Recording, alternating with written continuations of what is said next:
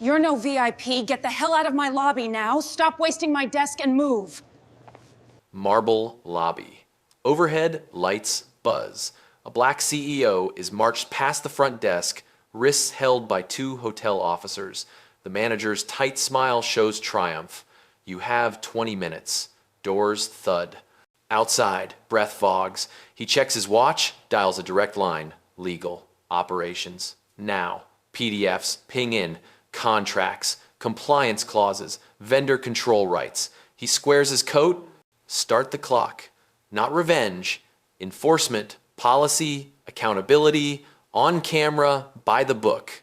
Guests murmur as he re-enters. Credentials flash green at the reader.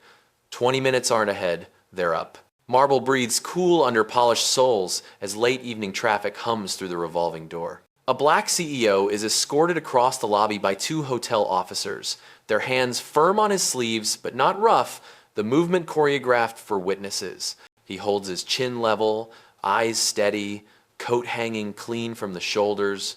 At the desk, the manager lifts her gaze from a terminal, lips set in a narrow line that reads, "As procedure dressed like victory." "You have 20 minutes, she says in a voice pitched for everyone to hear. Not sharp, not loud, but shaped to carry. A few guests hush. Crystal light blurs across the ceiling. Somewhere behind the concierge, a printer chirps and the paper curls into its tray like a small white flag. The officers guide him to the revolving door. Knuckles tap glass. A gust slides in, touches his face, and the hotel scent drops away, replaced by street air with a trace of rain and brake dust. The door turns. The lobby shrinks to a framed vignette. For a second, he is a silhouette caught between warm interior glow and the cold outside. Then the door closes behind him and the noise of the city returns to a natural size. He does not pace.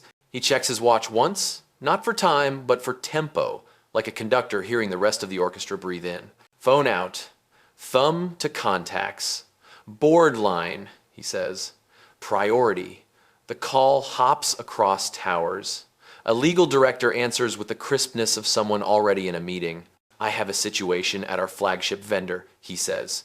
"Security involvement, guest removal, decision authorized at front desk. I want contract language in my inbox and on my screen within 5. I want supplier governance, discrimination clauses, immediate remedy rights, emergency audit triggers, and the section that lets us terminate service teams on breach. Copy operations, compliance, and the asset manager. Put me on a bridge in 1 minute." The line clicks and multiplies. New voices attach. A calendar invite lands. The subject line reads, "Remedial action window." Files begin to drop into his email. PDFs. A spreadsheet with colored cells. An internal memo from last quarter about standards enforcement. He opens the memo, scans 4 lines, closes it, not because it is unimportant, but because the words are already loaded in his head. He turns back to the glass, catches his reflection, straightens the lapel once, then walks. No hurry, just precise forward motion that eats the distance at a measured rate. He re-enters through the revolving door, and the lobby sound drops again, tighter now, like the room is holding a note. The officers step aside without a word, not a retreat so much as an acknowledgement that roles change when paperwork enters the building. The manager watches him approach. The tight smile returns, smaller, and he sees the calculation begin behind her eyes. He places his phone on the counter. The screen shows an authentication prompt from the vendor portal. He lifts a hard credential from the inner pocket, the kind issued to people who do not wait for back office approvals. The reader blinks green. A chime lands exactly on beat with his breath. "I will need your name and role, and the names and roles of everyone on the floor," he says. There is no edge in his tone, just a ledger clerk precision that treats text as gravity. She replies with her first name and her title. He asks again, "Complete name, legal surname, employment identifier?" She gives it. He repeats it back, spelling it aloud, making sure the syllables are placed in the right order. He looks at the officer to the left. "You escorted me to the door, correct?" The officer nods. "Did you receive the instruction to remove me from the manager behind this desk?" A beat. "Yes." "Thank you," he says, and turns the phone so the camera faces the desk. The conference bridge is open, multiple lines connected. A compliance lead confirms they are recording. The legal director reads from clause 7.3. The operations head adds the escalation chart. The words are dull by design. That dullness cuts sharper than anger. He steps half a pace to reset sightlines. The lobby aligns behind him. Guests draw closer without moving their feet. A bellhop freezes mid-step with a garment bag over one shoulder. The bartender lowers a blender lid to quiet the motor that is not yet on. He asks the manager to restate her instruction from earlier. She does, but the tone has shifted from triumph to the echo of a policy that no longer fits the room. He nods. He does not argue motive. He does not narrate outrage. He narrows the field to what is on paper and what is on camera and what happened in the last 10 minutes. He summons the staffing roster from the vendor portal. It appears on his screen. He pinches to zoom. A line highlights. A second line highlights. A column titled "Authority to Remove Guests" lights up in amber. He asks the manager who granted her that authority. She does not have a satisfying answer. The legal director reads the remedies section: immediate corrective action permitted, termination of on-duty team for cause upon verified breach. He confirms the time. He confirms the identities. He confirms the presence of witnesses. He confirms that the property remains in operation and guests remain safe. He confirms that no further security action is required. One of the officers nods again, arm relaxed now at his side, palm open. The manager inhales to defend the process and finds that the argument has nowhere to stand. He signs digitally on the screen. The system accepts the signature and produces a clear line of text that everyone can understand even without training, effective immediately. He does not raise his voice when he speaks next. He directs people to remain where they are while human resources on the vendor side coordinates collection of badges and devices. He thanks the officers for their professionalism in the transition. He asks the remaining staff to keep serving guests with courtesy and speed. He requests water, not for himself but for an older couple seated near a column who look vaguely stunned by the spectacle. The bartender pours and sends it over. In the background, a child asks a parent what is happening. The parent whispers something about rules. The lobby lets out a breath it did not know it was holding. He looks at the manager one last time and says, "The last sentence, flat, without theater. The window you offered has closed." Then he turns. He does not wait for applause or apology. He does not deliver a speech about dignity or status.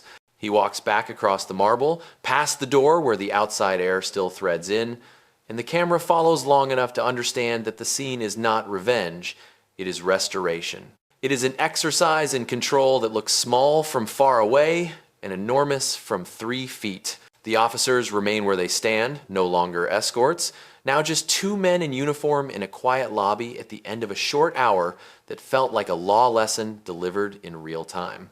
Morning edges in through the high windows as the building shifts from night staff to day rhythm. The lobby looks the same, but the temperature of attention has changed. Operations has joined the bridge. A regional GM appears from the elevator with a tablet under one arm and a look that says the calendar just tore itself in half. The black CEO stands at the counter, not planted like a monument, just present, calibrating the room. He asks for a quiet office, glass walls preferred, to complete remedial steps without turning the lobby into a tribunal. The GM offers a conference room off the corridor. The group moves as a line, not hurried, not slow. A procession of purpose, audible in the soft grid of footsteps on stone. Inside, the lights are neutral. The table a rectangle big enough for 12. The door closes, and sound reduces to a workable silence broken by the electronics of a dozen devices waking up. A screen on the wall mirrors his phone with the portal already open. HR from the vendor joins on video, a woman speaking in exact phrases from an established script that has run live before. Identify, confirm, collect. She reads the sequence and asks the GM to designate a local liaison to execute. The GM nods. Names are assigned. The manager from the desk stands now with shoulders pulled inward, hands pressed to the edge of a chair that she is not yet ready to take. He does not press her to sit. He keeps the space measured. He requests a pull of last night's camera footage covering the front desk and entry, angle by angle, along with point of sale logs showing the moment of his arrival, the reservation verification, the decision to call security, and the ejection. The security supervisor, a man who looks like he has spent enough nights in control rooms to know how small choices become big headlines, connects his laptop and walks through clips. You see the approach, the exchange, the gesture that signaled a decision dressed as policy. No shouts, no thrown objects, just a sequence of polite words aligned in the wrong order with the wrong effect. He pauses at the moment the two officers placed hands on sleeves. The room stays quiet long enough to recognize that the tape requires no caption. The legal director on the line asks the manager to speak in her own words. Not an apology, a record. She starts with protocol and quickly runs out of clean lines to follow. I believed he was challenging a VIP block. I made a call to move him aside until a supervisor could return. I involved security to avoid escalation. The legal director acknowledges the statement and timestamps it. The CEO does not comment on intent. He brings the focus back to authority. Who owns the call tree in your absence? Where does it say you can exclude a confirmed guest without incident? Which phrase in the handbook supports removal based on tone? The answers do not line up with the pages on the screen. HR triggers the termination packet for the shift leaders on duty, limited to the roles documented in the chain that produced the error. The packet contains final pay, device return instructions, a neutral reference clause, and a training waiver that converts separation into a last chance education path if they choose to reapply after remediation. It is a hard offer and still a bridge. The GM glances at the manager. She signs the acknowledgement with a hand that does not shake until the last letter. The security supervisor confirms that his team acted under direction and accepts a written corrective without contest. He looks almost relieved to have the line between assistance and exclusion fixed in public. Next, recovery. The CEO asks operations to describe how the property will make a visible correction for guests today. Not a poster on a wall, a lived thing. The GM proposes a service reset at the desk. A concierge and a manager standing side by side greeting arrivals for the next 3 hours. No scripts, full discretion to solve. He approves of it. He asks for a staff huddle where leadership explains the change as a standard, not a stunt. He asks for a memo to every vendor property in the portfolio by noon, summarizing the remedy and the clauses used to enforce it, names omitted, lessons made plain. The operations head on the call writes aloud, so the room hears policy turn into sentences that will hit inboxes. They take a 10-minute break. In the corridor, a boy watches room service roll past with a tower of domed plates and asks if the man in the long coat is a movie star. The CEO smiles, the kind of small smile that leaves no trace, and says, "Just passing through." He detours to the couple from last night and asks if breakfast has been offered. It has. He checks that their bill will reflect the reality that a lobby became a classroom on their time.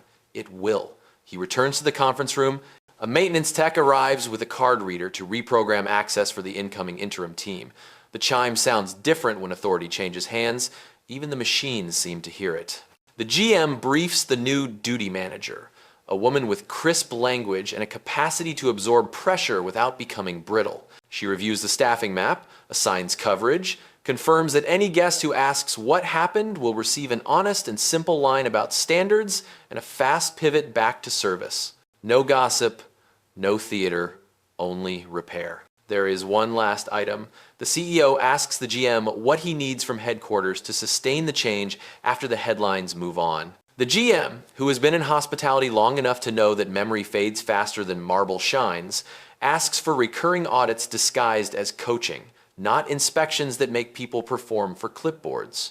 He wants a number his team can text at midnight when the handbook makes less sense than a human voice. He wants the incentive plan to pay for discretion, not just speed. The operations head agrees and writes it into the action list with dates. They close the bridge. The legal director thanks the room for cooperating. HR posts the confirmation. The security supervisor pulls the footage to a sealed drive. The manager from the desk signs her last form and leaves with her head up, walking like someone who intends to learn why a rule feels safer than a judgment and how to switch those weights next time. The door opens to the lobby again, brighter now, and the day staff is in position. He thanks the GM for meeting him. No speeches, no victory lap. Just a nod and the quiet difference that settles over a place when the lines are redrawn and people can feel it in how the air moves. Midday settles in with a clear, workmanlike light. The property hums at capacity, and for the first time since last night, the lobby feels like a hotel again, not a stage. The black CEO stands slightly off axis from the desk, close enough to be available, far enough to let the new duty manager own the counter. She greets a family, fixes a reservation hiccup in under a minute, and waves over a bellhop with the kind of eye contact that substitutes for an intercom. The difference is small to a passerby and huge to anyone who was here 12 hours ago. It reads as steadiness returned to service. The vendor's HR liaison arrives in person to finish separations. She carries empty envelopes and clear instructions, devices on the table, badges in a tray, signatures in order. The two shift leaders sign, answer brief questions about handover, and offer keys with a quiet thank you that does not ask for absolution. HR gives each a written path to reapply after remediation training, not as a promise, but as a door left ajar. One of them asks if the training will be practical or just policy slogans. Practical, the liaison says. Role play, de-escalation, choices under time pressure, the kind of scenarios that make sense at a lobby edge. He nods, like someone who plans to show up. Operations circulates a one-pager summarizing the changes, front desk pairs for peak hours, on-call escalation reachable within 3 rings, a coaching slot at the start of each shift where yesterday's friction is turned into today's practice. The GM reads it aloud in a brief stand-up by the concierge. No theatrics. 2 sentences on what happened, 10 on what we do next. The bartender leans on the back bar, listening, head tilted, memorizing the new escalation tree. Security logs the corrective as a closed item with a review date next month. A guest approaches the desk with a question about an event space. The duty manager answers and then asks, unprompted, if anything about the check-in felt rushed or uneven earlier. The guest smiles, says he noticed the team was focused, not flustered. The manager thanks him and moves on. The CEO observes without hovering. When a junior front desk agent hesitates over a decision about a late checkout, he steps close enough to be heard and says, try the solution you would want if your mother were the guest. The agent smiles, makes the call, and the relief on the other end of the line is audible. The legal director messages that the compliance memo has gone to every property in the vendor network. The subject line is plain: immediate corrective action protocol in service environments. No names, no drama, just the clauses, the steps, and the reminder that discretion is a skill, not a risk. The CEO reads it once more, then forwards it to a small internal list with 3 notes: audit disguised as coaching, midnight text line, incentives that pay for judgment. Within minutes, replies confirm budgets, owners, and start dates. The machine moves when the parts are named. A public relations manager asks if a statement is needed. He declines. He prefers visible behavior to a paragraph on a social feed. If asked, tell the truth in a sentence. Standards were enforced, staff were changed, service continues. A reporter calls the GM's line and is directed to that sentence. The reporter asks for color. The GM repeats the sentence, word for word, and returns to the desk. In the afternoon, a short training session runs in a side room.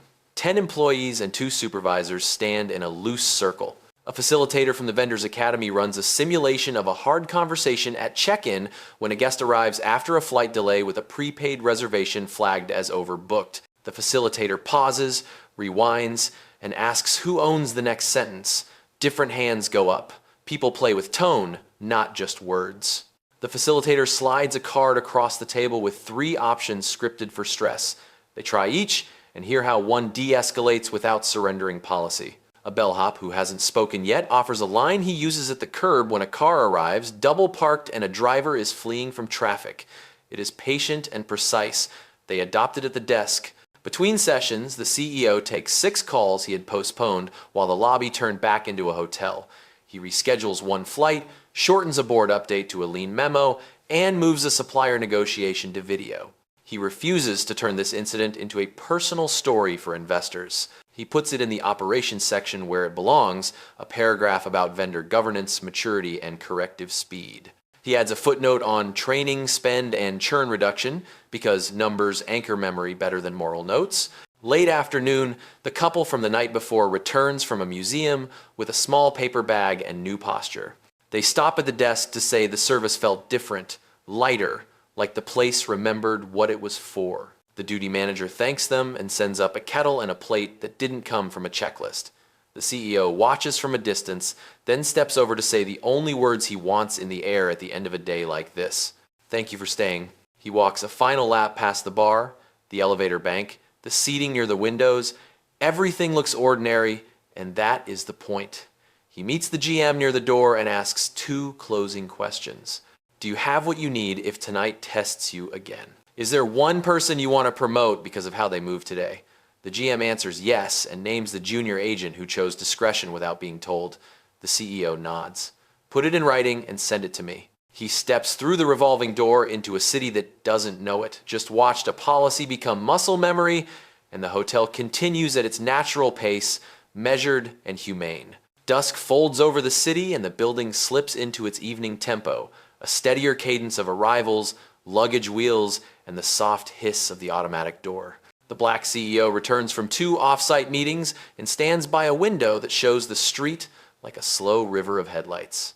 He isn't here to hover, he is here to confirm that what was said at noon survives the fatigue of 6. The duty manager holds the desk with calm efficiency, pairing with a concierge who seems to understand every guest before they reach the counter. The junior agent the GM praised earlier takes a call about a missed car service and solves it in 3 clean moves.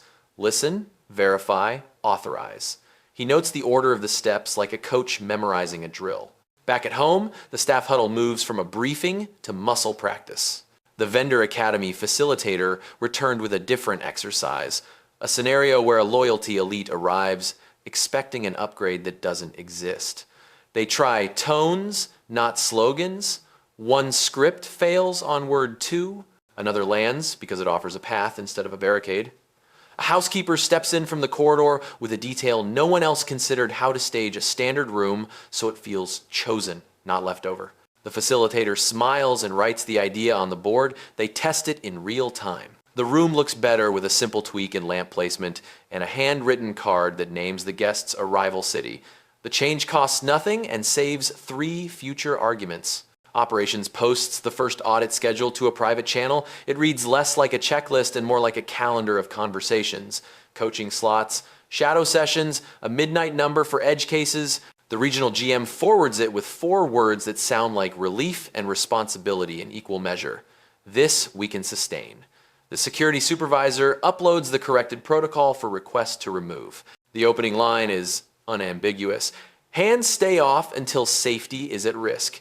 He signs it with both his name and his sergeant's, the kind of small stamp that says, leadership won't hide behind a department. A reporter emails again, fishing for color. The GM answers with the same sentence and adds a practical example of the reset without naming anyone. The reporter tries a different angle, asking if the CEO is available. He declines without ceremony. He would rather appear on payroll reports and training rosters than in quotes. A board member texts a short note about public perception. He replies with a screenshot of tonight's occupancy and guest satisfaction curve inching up hour by hour. The graph is not glamorous, it is persuasive. At the bar, a regular watches the lobby with the alert quiet of someone who takes readings of a room for sport. He nods when the duty manager passes, then raises his glass in a small salute to the idea that competence can be seen across 100 feet. The couple from last night drifts through again with the ease of people who now trust the space. A bellhop angles a cart to clear a child's running path without saying a word. Small moves, big effects. The hotel feels like itself. The CEO and GM step into a small office behind the desk to close the operational loop. He asks for numbers. How many interactions escalated past the desk? How many calls hit the new helpline? How many decisions were made at the lowest possible level? The GM reads them off, and they are dull in the right way. He flags 1 metric hold times dipped during a rush at 5, and the GM already has a fix queued. Pull a back office associate to the phones from 4:45 to 6:15. He approves and asks for the first week's pattern to be reviewed for hidden spikes. They agree on a daily debrief lasting 10 minutes. On the dot, no speeches, just data and 1 story that illustrates it. There is one more conversation to finish. The manager who authorized the removal earlier returns with a visitor badge and a copy of the handbook, not to contest, but to ask what she missed beyond the line she crossed. He gives her 15 minutes. He asks her to describe the decision tree she believed she had. She does, honestly, and in that sketch he hears an old training failure, an emphasis on protecting status over protecting service. He recommends 2 courses and a month of shadowing at another property where judgment is taught like a craft. He does not offer reinstatement, he offers a map and the work. She nods, thanks him, and leaves with a face that looks open for the first time today. A maintenance tech swaps a flickering fixture above the entry and the space breathes easier. A string quartet checks in for a performance uptown. Their cases line up like spare punctuation. The junior agent from earlier walks past and the GM stops her. "We are formalizing your promotion," he says, matter of fact. She exhales, then squares up like someone who expected to earn it eventually and is surprised only by the timing. The CEO extends a hand and says the 2 words that build cultures more than any speech: earned today. Night edges in. He takes one last slow circuit of the floor and notices what isn't happening. No raised voices, no brittle smiles, no eyes hunting for permission that should live in the person wearing the name tag. The automatic door whispers open for a couple pulling 2 suitcases. A desk pair greets them with names already on their tongues. He checks his watch, not for time, but for cadence, and sends a final message to operations: lock the coaching audits, route the midnight line to a staffed rotation, publish the incentive update by Friday. The reply comes back with 3 thumbs-up emojis from different time zones and a line he likes more than praise on it. He steps out to the curb. The night air has the clean edge of recent rain. A car arrives. He does not look back for confirmation. He has already seen it. The place holds. The change took. The lesson traveled from a moment into a method. And in hospitality, that is the only kind of victory that matters. Morning returns with a pale, workable light, and the building wakes without drama. Housekeeping carts roll early. The espresso machine finds its rhythm. The lobby reads as a clean slate with memory, not a battlefield. The black CEO steps through the revolving door carrying a short list and an even shorter window before flights. He is not here to relive the scene. He is here to prove the fix holds when yesterday is no longer in the air.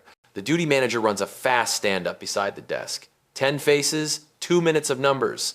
Overnight, the helpline fielded 4 calls, all resolved at the desk with coaching on tone, not policy. Average check-in time dropped by 30 seconds because the pair system removes hesitation. A single guest complaint about noise was solved with a quiet relocation and a handwritten note that did not sound like template paste. The junior agent, now wearing a new badge, reads the day's escalation tree from memory and adds 1 detail of her own. A courtesy walkthrough of elite arrivals during peak hours to intercept friction before it starts. The GM nods. Do it. In a side room, operations sets the first coaching audit. It is not a clipboard parade. It is 2 people listening behind the column while a conversation plays out, then a 5-minute debrief that names 1 choice that built trust and 1 phrase to retire. A front desk pair handles a tough case with a prepaid booking and a card decline on incidentals. They offer a hold using a debit card and a cash deposit alternative, explain the why without edge, and keep the guest in the hotel without cutting corners. The coach writes 1 sentence on a card and slides it across. Clarity beats speed when money enters the chat. They pin it above the terminal.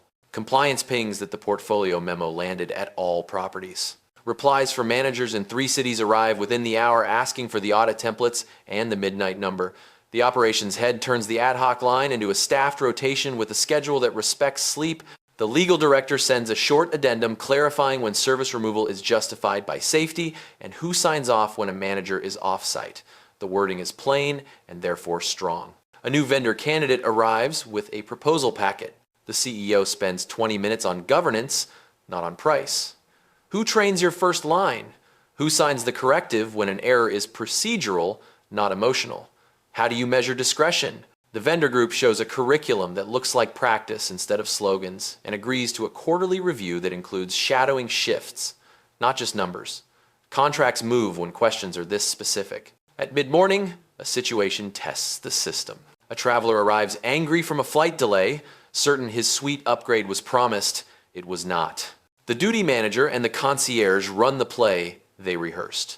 Acknowledge, check the ledger, narrate the options with full sentences, offer two paths that respect both policy and the person. A standard room is staged in 10 minutes using the housekeeper's trick from yesterday and looks chosen, not left over. The guest accepts, a bellhop escorts, and the lobby exhales without anyone raising a voice. The coach notes the sequence, the manager thanks the team, and service flows on. The manager from the first night returns at noon for a final conversation. She brings notes from the handbook marked by color stickers and a list of scenarios where she misread status for safety. He listens, asks questions about judgment under pressure, and points her to the two properties where she will shadow supervisors who build decisions from first principles. He leaves the door to reapply open after remediation, not as mercy, but as a practical bet that teaching beats turnover. She accepts a letter outlining the path and thanks the room with a voice that has more air in it than yesterday. The GM and CEO sit for 10 minutes to lock a week of actions. Coaching audits on a repeating calendar. A weekly portfolio call where one property shares a mistake and a fix. An incentive change that pays for moments like the sweet conversation, not just speed. A simple metric posted where staff can see it, percentage of issues solved at the lowest level. No one gets a bonus for forwarding a headache upstream. Before he leaves, the CEO walks the floor alone. He watches a bellhop shift a cart to clear a stroller's path without a word. He hears a bartender offer water to a guest waiting on a room with a line that sounds human and unscripted. He sees the junior agent steady a new colleague with a small nod at the right moment in a complicated check-in. He reads 2 thank you notes on the concierge stand from guests who noticed the tone, not the theater. The hotel is doing its job. That is the goal and the glory. He meets the GM at the door. You have what you need, he asks, not as a ritual, but as a last real check. The GM answers yes, then adds one request. Keep the midnight number permanent and the audits framed as coaching. He agrees. He signs a final confirmation on his phone. The chime lands like punctuation. Outside, a car pulls up. He steps in, closes the door, and opens a draft for the board. It is short. Vendor governance matured under pressure. Corrective action executed within hours. Training embedded, metrics moving. He adds one line that matters as much as any clause. Culture is policy under stress. The city slides by, the hotel shrinks in the mirror. The fix holds because people own it, and the story ends not with spectacle, but with a living standard that will outlast a headline. The portfolio call opens on time with cameras aligned in a grid of offices, back rooms, and quiet corners of lobbies from 4 cities. The Black CEO keeps the agenda small, 1 story, 3 numbers, 1 decision. He asks the regional GMs to bring a single example of discretion under pressure. A manager in Chicago describes a late arrival with a prepaid reservation and a companion who was not on the booking. The team kept both guests, secured identification, adjusted the rate transparently, and avoided theater. In Miami, a concierge resolved a dispute over a lost valet ticket by moving the conversation to a side desk and narrating each step so the guest never felt processed. In Seattle, a night auditor escalated a noise complaint without security by walking the hallway with the guest and listening to the sound together so the fix felt cooperative, not punitive. The stories land like small proofs that policy has a voice when people speak it clearly. He posts 3 numbers from the pilot property. Average resolution time at the desk improved by 45 seconds without a drop in satisfaction. Escalations to security fell by 60%. The midnight line fielded 8 calls, 6 solved in minutes and 2 logged for morning coaching. The numbers are unglamorous and persuasive. He then asks for 1 decision the group is ready to make and receives it in unison. Keep the midnight line permanent and rotate staffing with people who have actually worked a front desk. They agree and assign owners. After the call, he rides to a nearby property unannounced. He stands in the lobby long enough to feel the rhythm and then asks to observe a check-in. The manager allows it and the team does not stiffen. A guest arrives with a card on fraud watch and a prepaid corporate rate. The agent explains the hold plainly, offers a debit option and a cash alternative, and keeps the tone light without being casual. The guest thanks the agent for being clear, No one raises a voice. The CEO steps back and notes how well the room absorbs a problem when the sentences are built for clarity. Back at home, he meets a small cohort in training. 8 people around a table with coffee gone cool. The facilitator is running a scenario where a guest insists on a specific room type because of a photo seen online. They play it 3 ways. In the first, the agent hides behind policy and fails. In the second, the agent overpromises and traps the team. In the third, the agent acknowledges the expectation, walks through options, and offers a path that feels like a choice. The facilitator pauses and asks the group what made the third version work. They name pacing and tone and the habit of narrating decisions. He adds 1 phrase to the board: explain the why before you say no. He calls the legal director for a quiet check-in on the first incident now that the property is stable. The paperwork is complete, the footage sealed, and the corrective logged in the vendor file. No public statement is planned. If asked, they will continue to use the sentence that names the standard and the action without characters or color.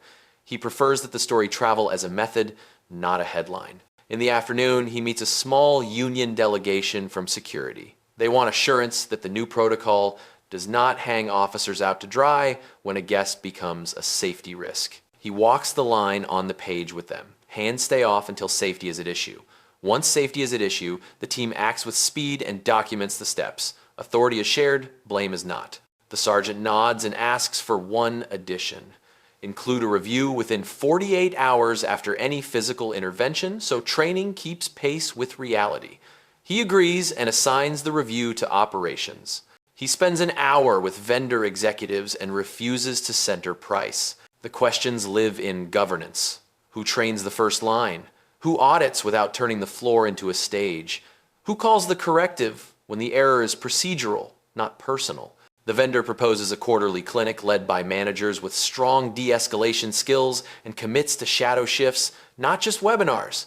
Contracts move when the offer is work, not slogans. Near dusk, he returns to the first property and stands by the windows again. The duty manager is now the anchor of the room.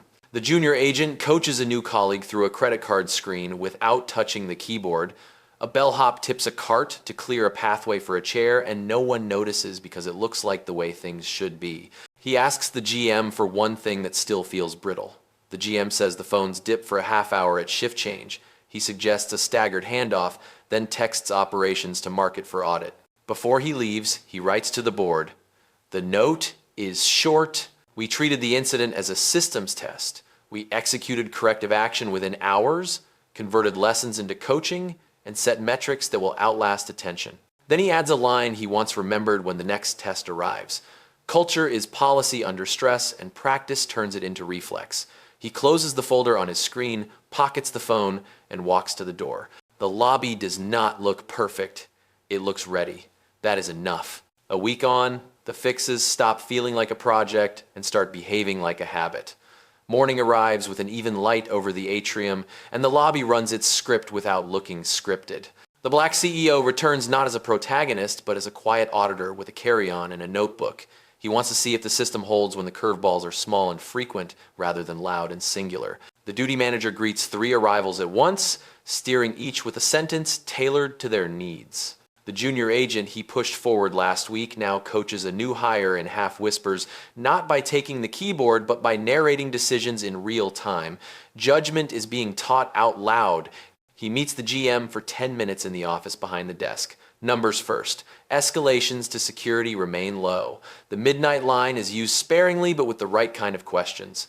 Coaching audits completed 9 of 12 slots. The 3 misses were rescheduled within the same week. A small dip appears around shift change as predicted, and the staggered handoff has already shaved it down. He nods and asks for the newest metric on the board, percentage of issues closed at the lowest level. The GM points to a figure that has crept up every day. It is not dramatic, it is sticky. Before lunch, an unscripted test arrives. A brief power sag kicks the lobby lights and freezes the card readers. The room holds its breath. The duty manager steps forward and calls a calm reset. The concierge pivots to manual check-in on paper forms prepared after last week's review. A bellhop moves fresh bottled water to the front without instruction. Security watches the doors present but loose. Operations on the call routes a technician with a spare reader. Within 8 minutes, the systems hum again. No one raises a voice. The only people who noticed were the people who were supposed to notice. In the afternoon, he reviews the first batch of mystery guest reports. The writing is dry by design, but the moments inside are alive. One guest notes that a front desk pair narrated the hold-on incidentals without making the policy feel like a trap. Another mentions a concierge who anticipated a dietary restriction after seeing a medical bracelet and adjusted a room amenity without announcement. None of it reads like a stunt. It reads like attention turning into service. The former front desk manager begins her remediation. She sends a short note after shadowing a peer at another property. I was trained to protect status. She is trained to protect flow. The difference is the conversation you choose to have first. He replies with 2 lines and a reading list that treats hospitality like a craft. She will spend a month in rotation and then sit for an interview that starts with scenarios, not apologies. The door remains open because the lesson deserves another practitioner, not another headline. He rides uptown to a partner property to test the portability of the method. Different brands, similar pressures. He stands to the side and watches a check-in turn tense when a prepaid reservation hits a name mismatch. The agent explains the verification steps calmly, offers 2 routes, and narrates why they exist. The guest listens, provides identification, and thanks the agent for not making him feel like a suspect. The manager later shows him the training board. Daily one-liners from the portfolio memo live beside the staffing map. This is how practice travels short lines posted where work happens.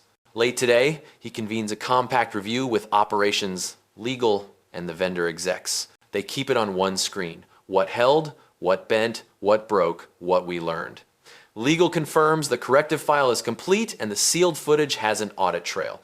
Operations shows a simple graph of coaching completed versus schedule and a second line that tracks guest issues solved at the first touch. The vendor commits to expanding the clinic model and publishes the next quarter's dates. He asks for a switch in incentives that pays a small bonus when a supervisor nominates a line-level employee for a judgment call that saves a guest's day. The vendor agrees and writes the rule in real time. Evening brings a harder test. A flight cancellation dumps a busload of tired travelers into the lobby at once. Old habits could crack here. The desk splits lanes and people. One agent triages status. Another preassigns rooms. The concierge and bell team become shepherds rather than porters. A security officer holds the door and trades nods rather than instructions. The duty manager climbs 1 step, lifts a hand, and uses a voice built for calm to narrate what will happen next in 2 sentences. The energy drops from frantic to focused. A child sits on a suitcase and watches the scene like choreography.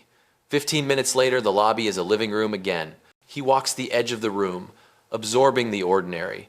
A bartender refills water for a guest who has not asked. A housekeeper spots a stroller and holds the elevator with a foot while her hands cradle a stack of towels. The junior agent who grew in the fire last week debriefs the new hire with a sentence he will now borrow for his own playbook. We do not sell rooms, we deliver decisions with care. He smiles because cultures reveal themselves in lines like that. On the curb, he pauses long enough to look back through the glass. The hotel does not wear the story from last week. It wears the outcome. The fix turned into a method, and the method turned into tone. He types a closing note to the board for the week. Systems improved, training embedded, discretion measurable, guests steady. Then he adds the line he keeps returning to when he chooses where to spend his time. The best signal is boring excellence under stress. He pockets the phone and steps into the evening with the comfortable knowledge that the lobby no longer needs a protagonist. It needs practitioners, and it has them. Week 2 begins to feel like rhythm rather than recovery. The portfolio clinic launches in a modest conference room with coffee cups, printed cards, and a circle of managers who look like they have seen lobbies bend in every possible direction.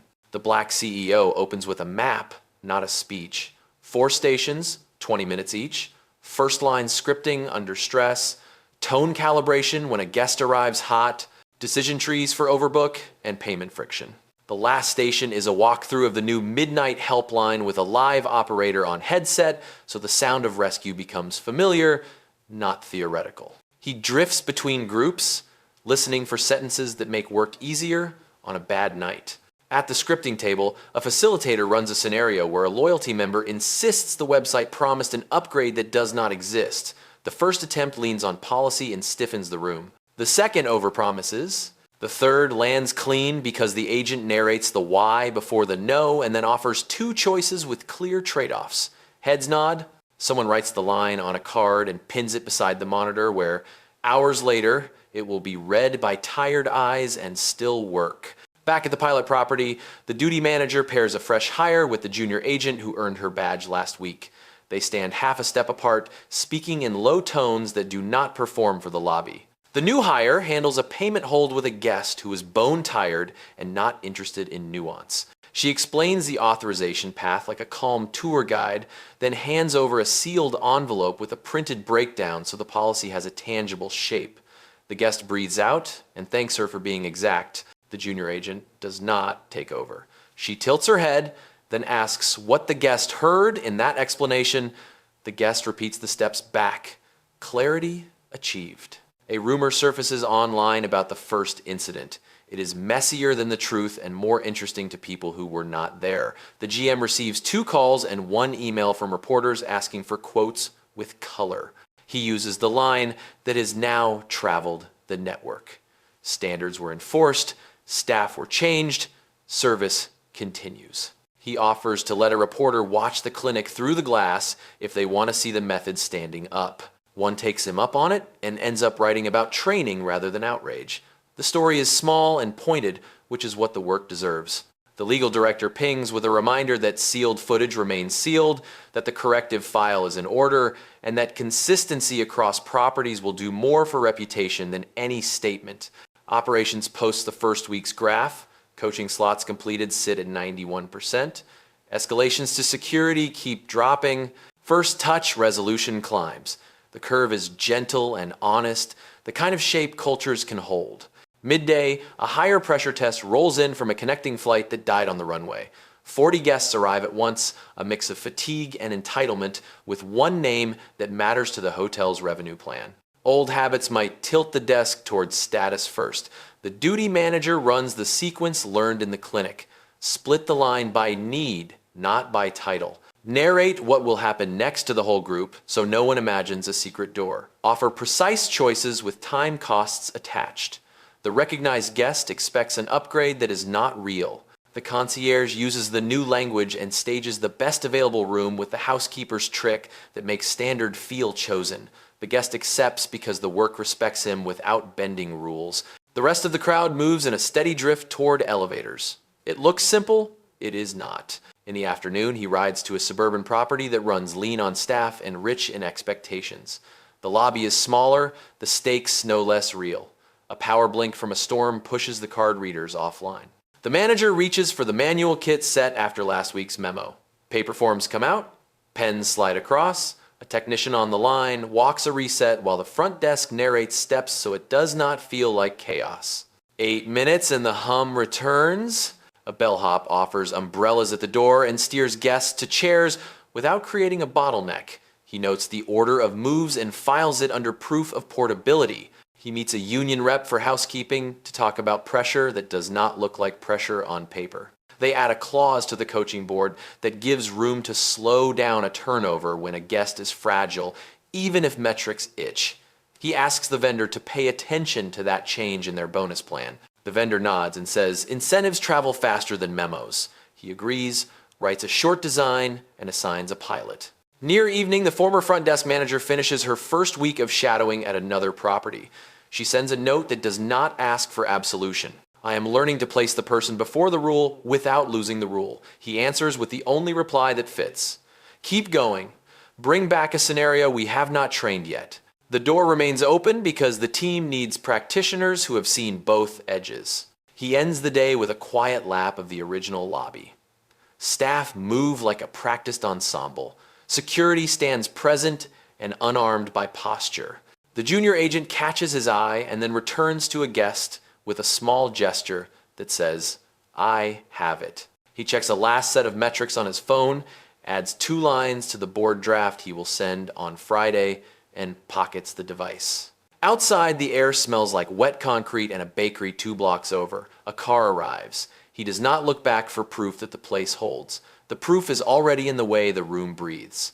By week 3, the work has a pulse of its own. The portfolio clinic has rotated through 4 cities, and the sentences born in one lobby now surface naturally in another. The black CEO arrives at the flagship with a carry-on and an intent to disappear into the background. He stands near the columns where he can feel the room without owning it. The duty manager and the junior supervisor set the morning cadence with a brisk huddle.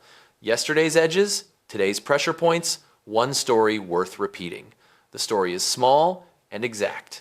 A night auditor used the midnight line to confirm a judgment call about a stranded family, kept them in-house with a cash deposit, and wrote a clear note so the day team did not have to reconstruct intent from fragments. People nod because the relief of inheriting a clean handover is physical. He steps into the back office for a 10-minute check with the GM. Numbers are steady where they should be, soft where they can be improved. Coaching sessions completed remain above 90%. Escalations to security are rare and documented. First touch resolution has crept up again. Not dramatically, but enough to convince a skeptic. 2 new metrics sit on the whiteboard. Time to clarity, which measures how long it takes for a guest to understand the path forward, and staff discretion moments, which a supervisor logs when an employee chooses a thoughtful exception rather than a thoughtless script. They review a short list of those moments. A bellhop rerouted a mobility-challenged guest through a service corridor during a lobby surge and returned with water before anyone asked. A bartender noticed a jittery traveler and offered a room check-in from the bar tablet. These are not gestures for a brochure. They are the build of a standard. Late morning, a high-revenue event team arrives early with equipment that will clog elevators if mismanaged. Old versions of this day produced snarls and apologies. The duty manager pre-stages cargo lifts and assigns a liaison from housekeeping who knows the building better than anyone on payroll. The concierge blocks a quiet seating area for spillover, then writes a short sign that reads in normal language rather than hotel jargon. The team moves in waves instead of a stampede. An electrician patches a cable run in 7 minutes while the front desk narrates the plan to guests who might otherwise assume chaos. The lobby absorbs the weight and keeps breathing. A rumor blows across social media that the first incident was spun, that the change is cosmetic. The GM receives 2 calls from reporters and 1 from an influencer hunting friction.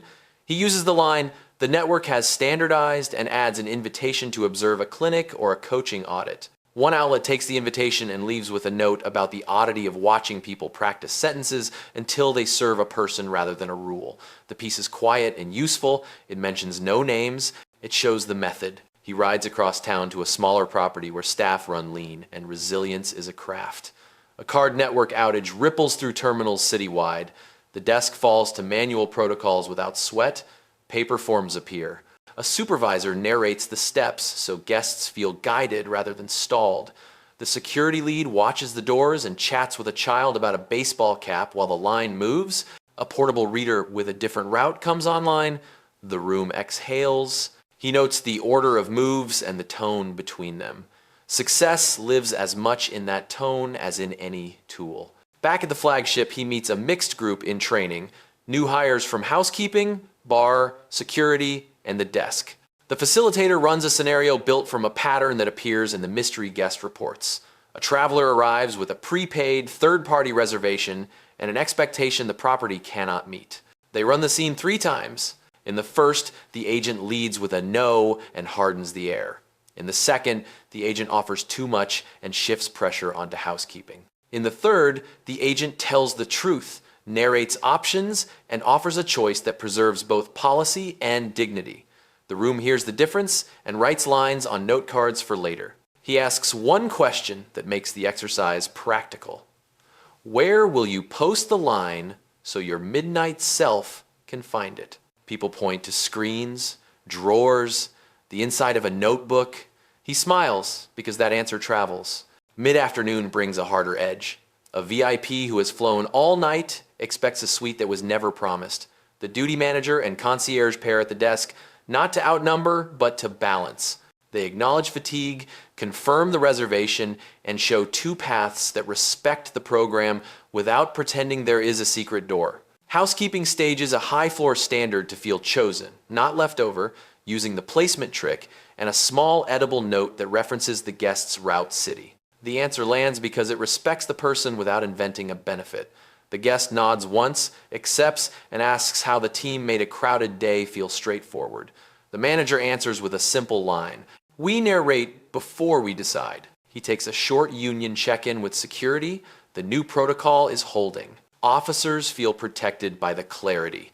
They ask for one more practice drill each quarter that involves a scenario with a guest in crisis, so muscle memory stays honest. He agrees and adds the drills to the coaching calendar. Cross-team, so housekeeping and front desk stand in the room too. Safety is a choreography, not a department. Before dusk, he and the GM walk the lobby once, not searching for flaws, but reading the air. They pass the junior supervisor coaching a new hire through a tiptoe moment with a prepaid booking and a frozen card. The guidance lands in 2 sentences. Explain the why, then the map, then stop talking and listen for the piece they didn't hear. The new hire does exactly that, and the conversation dissolves tension like salt. He drafts a short note to the board from a chair near the window. Training cadence holds, metrics continue gradual improvement, judgment shows up in logs more often. Vendor executives have converted clinics from slides to practice. The midnight line is staffed with people who have worked a desk. He adds one line he will keep in the book for the next property that forgets and needs to remember. Excellence is not the absence of mistakes. It is the presence of habits that catch them early and correct them in public without spectacle. He closes the laptop, thanks the GM for building a room he doesn't need to rescue, and heads for the curb under a sky that looks like work well done, unremarkable to a passerby, precise to anyone who knows what came before. Month's turn brings a different pressure, consolidation. The fixes that worked across days need to be written into the spine, not just muscle. The black CEO arrives with a small team, operations, legal, and a vendor lead, and a draft labeled playbook, not policy. He wants sentences people can use at midnight, not chapters for a binder no one opens. The lobby doesn't pause for them. That is the test and the point.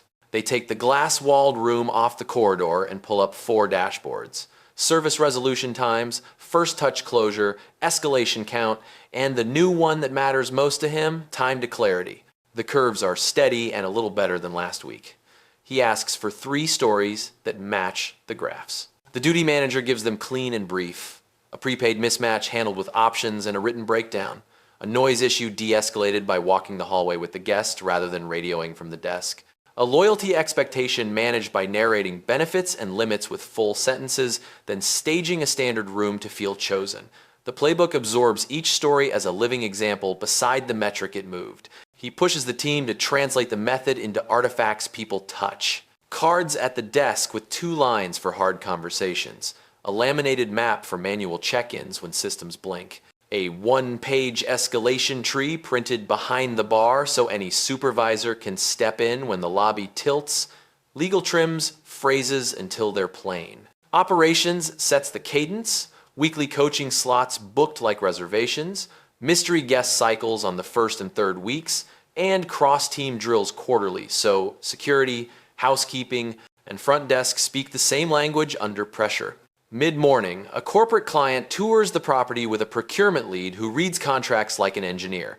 They do not want adjectives, they want proof. The GM walks them through the clinic running down the hall. They overhear a role play where an agent explains a card hold without turning it into a wall. The client asks how the hotel keeps this from decaying after a good month. The CEO answers with structure. Incentives tied to discretion moments logged by supervisors. Coaching audits that happen on schedule, not when convenient. A midnight line staffed by people who have held the desk, not a call center reciting screens. The procurement lead nods and asks for the reporting package. He already has a draft. They review it against their risk framework and find alignment fast because the work is real. A small storm line knocks terminals offline, again across part of the city. This lobby shifts into manual like a practice drill. Paper forms, clear narration, water on the counter for anyone waiting, a technician on headset walking, a reset, 8 minutes to hum. A manager from the visiting client watches the sequence and whispers that this is what they're buying more than a rate. Stability. The tour ends with a handshake that sounds like future bookings. Back in the glass room, he and the GM look at a different board people. The junior agent becomes a junior supervisor at month's end. A new hire with calm hands under stress gets a mentor. Two shift leaders step into a clinic facilitator track, so training stays rooted in the floor, not PowerPoint. The former front desk manager sends a midpoint note from her rotation. I can now narrate the moment I feel my brain reaching for status over service. It is earlier than I thought. He replies with an interview date and 2 scenarios she'll run when she returns. The door remains open because repaired judgment is an asset you do not throw away. Operations posts the first incentive update. 10 small bonuses issued for decisions that saved a guest's day without breaking policy. The citations read like micro stories. A bartender completed a check-in on a tablet for a traveler vibrating with fatigue. A bellhop rerouted a mobility device through service corridors and returned with water, no instruction needed. A night auditor used the midnight line to confirm a cash deposit exception and left a perfect note. The money is modest, the message is not. In the afternoon, they record the first coaching drill to share across the portfolio, a 3-minute clip showing the sequence when a suite request meets a full house. It ends with the sentence everyone now recognizes as the hinge. Explain the why before you say no. They tag it with 4 use cases and publish it to the training channel so the method can be replayed where it matters, between shifts, on phones, in the quiet 5 minutes before the next rush. A final visitor arrives, a union rep for security and a steward from housekeeping. They want confirmation that quarterly cross-team drills will stay on the calendar and that debriefs after any physical intervention remain mandatory within 48 hours. He signs the commitment and adds a detail that hears their world. When an intervention occurs, the first supervisor note must include what went right before what went wrong.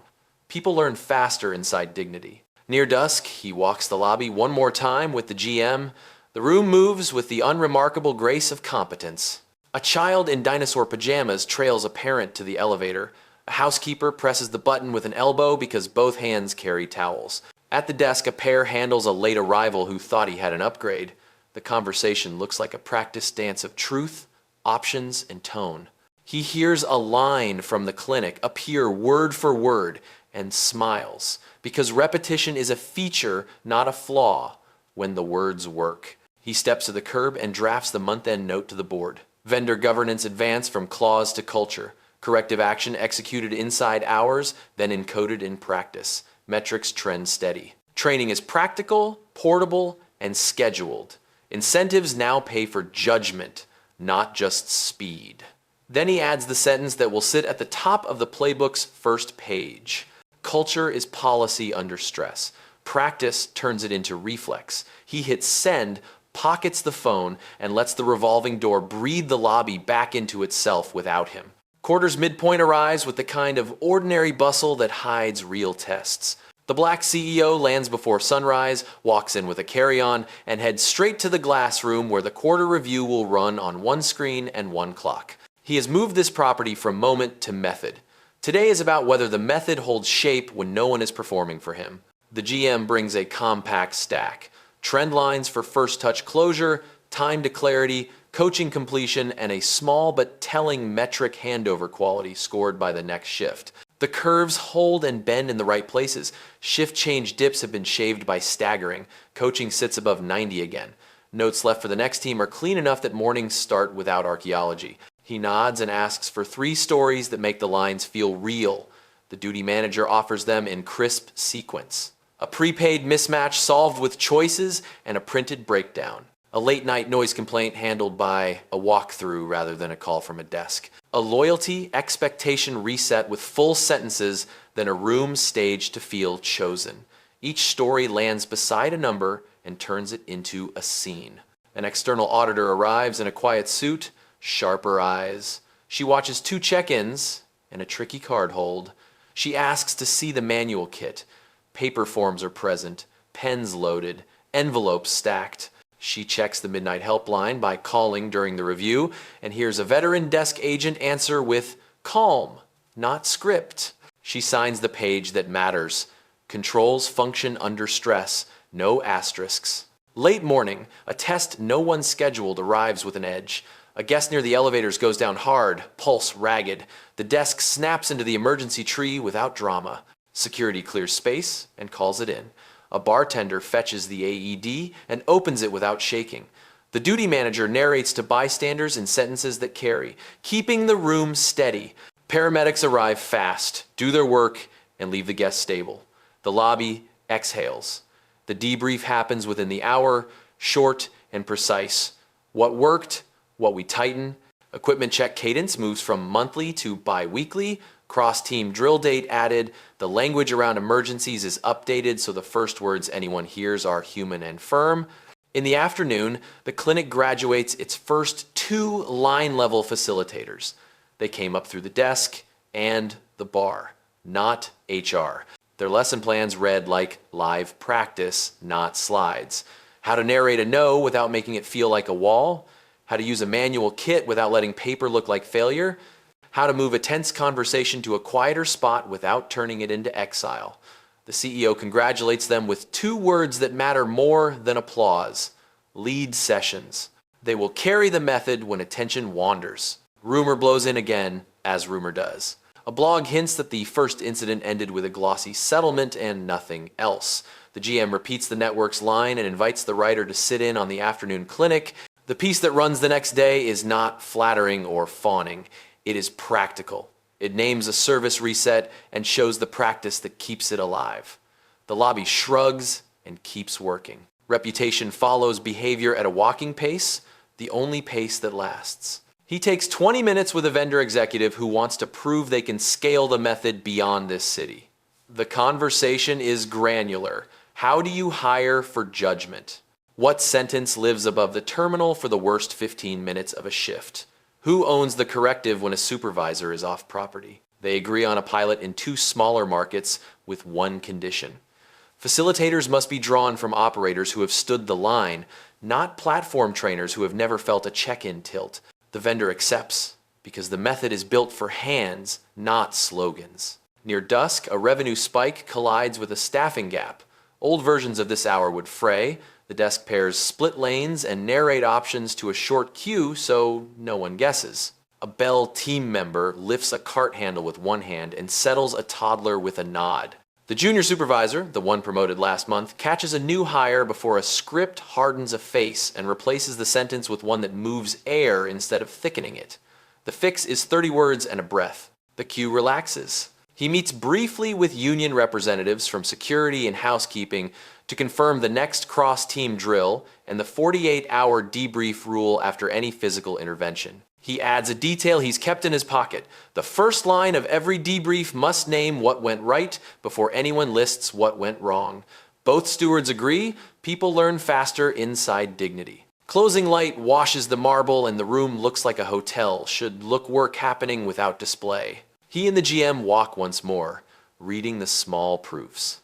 A concierge anticipates a mobility need and adjusts a route without announcing virtue.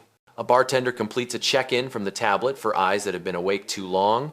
A night auditor off shift observes a trainee, says little, nods once the mentorship that says you belong now. Back in the glass room, he signs the quarter document with a short preface.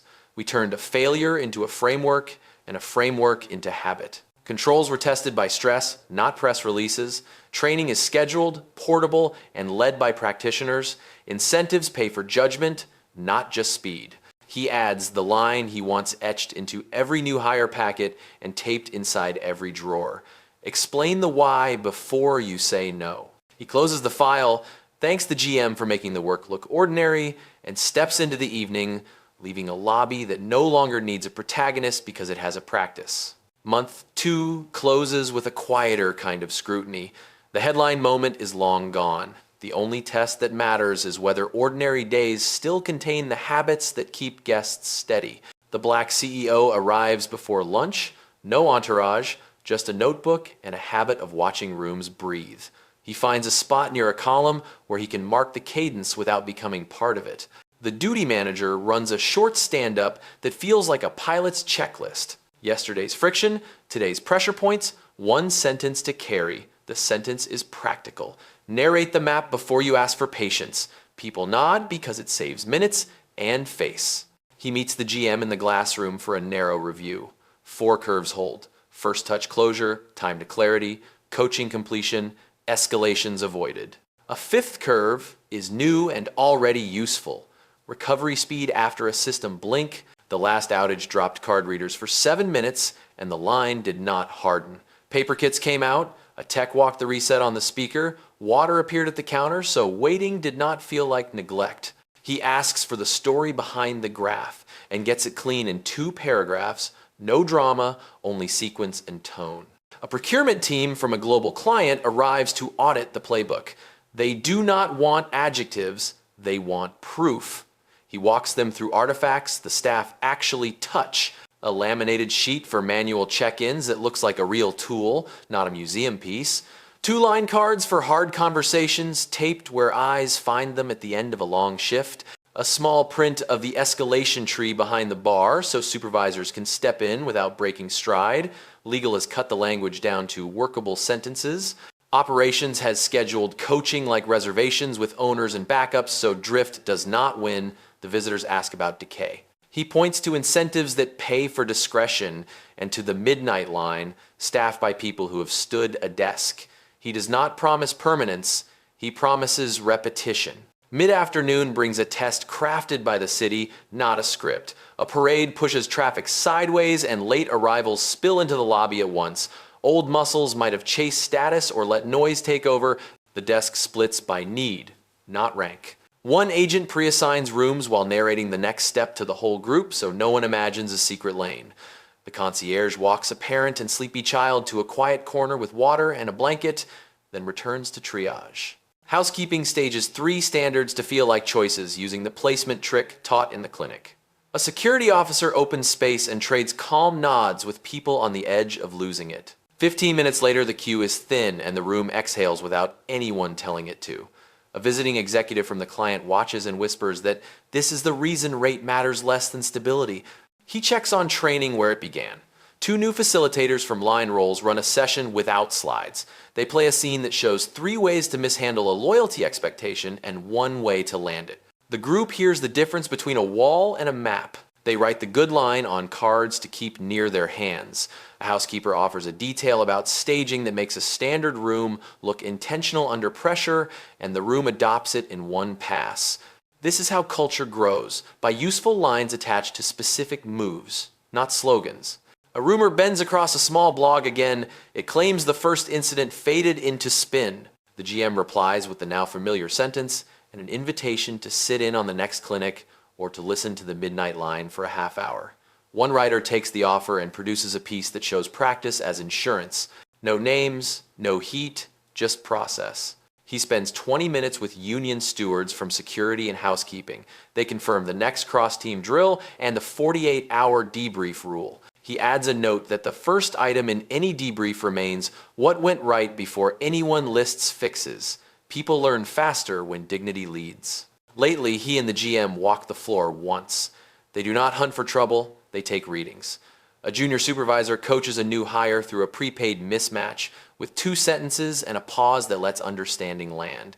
A bartender checks in a traveler from a tablet without making it look like a circus trick. A bellhop pivots a cart to clear a stroller path that would have clogged 2 months ago. None of it glitters. All of it builds trust. Back in the glass room, he sketches the next quarter on 1 page. Keep the clinic rotating.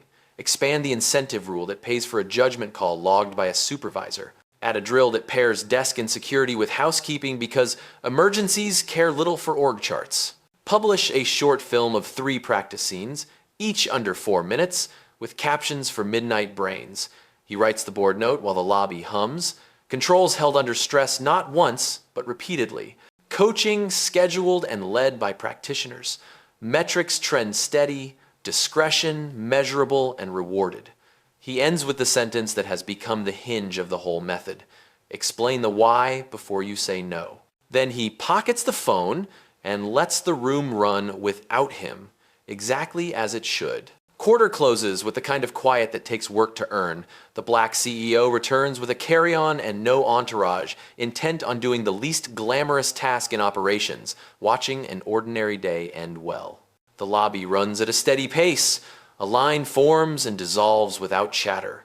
A bell team adjusts traffic with small gestures that do not look like commands.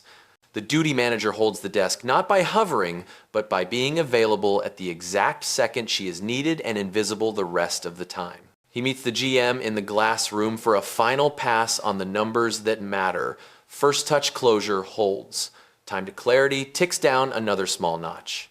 Coaching stays above 90 and is now booked like rooms with backups if someone calls off. The midnight line is staffed on a rotation of desk veterans and the logs read like field notes, not call center scripts. He does not ask for a speech. He asks for one story from this week that a new hire can copy tomorrow. The GM offers a scene in 3 sentences. A prepaid mismatch at 10:30, a guest running on fumes, an agent who narrated the options, wrote a brief note in plain language, and walked the guest to the elevator. The guest left with his shoulders lower than when he arrived. That is the point. Midday brings a visitor with stakes. A global client's risk lead and procurement head walk the floors. They want proof the method travels. He shows artifacts that live at hand height. 2 line cards for tense conversations taped near terminals. A laminated sheet that turns outages into a sequence rather than a scramble. A small map behind the bar that lets a supervisor step into a desk exchange without making a scene. Legal has compressed the phrasing until it sounds human. Operations has scheduled drills across teams, so housekeeping, security, and the front desk share one choreography. The visitors watch a short coaching audit in the wild, hear a supervisor name one thing that worked and one line to retire, and nod the kind of nod that converts into contracts. Afternoon tests the room with the city's usual mischief. A network hiccup freezes 3 terminals and a party of 6 arrives at once after a delay. The desk moves to manual without apology. The concierge positions, seating, and water, so waiting feels intentional. Security gives space and trades calm nods with people near the edge. Housekeeping stages rooms so they look chosen. A portable reader comes back to life in 7 minutes. The queue thins. No one raises a voice. A visiting manager from the client says aloud that this is what they buy when they buy rate. Stability. Back in training, 2 facilitators who came up from line roles run a session without slides. They play the scene that has become the hinge of the playbook. A guest expects a benefit that cannot be delivered. The wrong versions are quick to say no or yes. The right version explains the why, offers 2 workable paths, and uses a tone that treats the person as the point. The room writes the good line on cards and tucks them where tired eyes can find them at midnight. A housekeeper adds a practical detail about staging that quiets a small disappointment. The group adopts it immediately. These are the building blocks that stick. Near dusk, he and the GM walk one last loop. They are not hunting for errors, they are reading. A junior supervisor coaches a new hire through an edge case with 2 sentences and a pause that lets understanding land. A bartender completes a check-in on a tablet for a traveler fading at the counter. A bellhop reorganizes a cluster of luggage so a stroller can pass and a quarrel never begins. Small moves, big outcomes. The air carries a steady hum that did not exist months ago. He signs the quarter report on his phone with a preface that is both short and exact. We treated an incident as a systems test, converted lessons to practice, and turned practice into habit. Controls functioned under stress. Training is scheduled and led by practitioners. Incentives reward judgment. The line that anchors the method sits at the top of the playbook and behind every terminal. Explain the why before you say no. He thanks the GM and the duty manager, not for spectacle, but for dull excellence, the kind that keeps rooms from turning into stages. He sends a final note to vendor executives confirming the next wave of clinics in 2 secondary markets with facilitators drawn from people who have held the desk. He replies to the former manager finishing her rotation with 2 interview scenarios and a time. The door remains open because repair judgment makes a team better. On the curb, he pauses long enough to watch the entrance breathe. A family steps inside and is greeted by name. The desk pair speaks in tones that carry without strain. A security officer opens a lane with a glance. Nothing glitters. Everything works. He closes the notebook on a sentence that does not need a memo to survive. Culture is policy under stress, practiced until it becomes reflex. Then he gets in the car and leaves the lobby to its ordinary excellence. which is the only ending that matters.